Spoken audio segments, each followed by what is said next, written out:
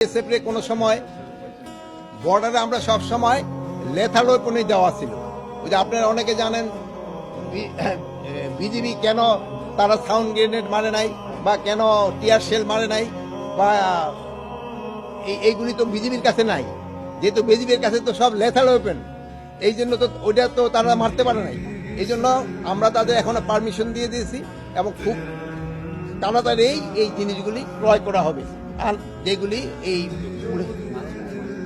যে মরণঘাতী ওয়েপন তো ওদের কাছে আছে, কিন্তু যেইগুলি নাই, যেমন ধরেন যে টিয়ার গ্যাস নিক্ষেপ করা, যে টিয়ার গ্যাস তো ওদের কাছে নাই, প্লাস আপনার ওদের কাছে তো এই যে সাউন্ড গ্রেনেড নাই, এই সাউন্ড গ্রেনেড এইগুলি কেনার জন্য ওদের আমরা পারমিশন দিয়ে দিয়েছি। যেটা নিয়ে আপনারা দেখছেন যে চাঁপাইনবাবগঞ্জে বিএসএফ এর কাছে আছে, কিন্তু আমাদের বিজিবির কাছে নাই। বিজিবির কাছে আছে হলো সব লেখাল ওয়েপন, এগুলি আমরা এদের অনুমতি দিয়ে দিছি ক্রয় করার জন্য। এইগুলি ক্রয় করার আমরা অনুমতি দিয়ে দিচ্ছি।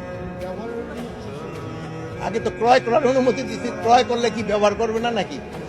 আপনি যেসব যান ইয়ের জন্য ভাবির জন্য বাজার করে নিয়ে সেসব বলেন নাকি এটা রান্না করার অনুমতি দিচ্ছি কিনা, ওটা তো রান্নার অনুমতি লাগবে না।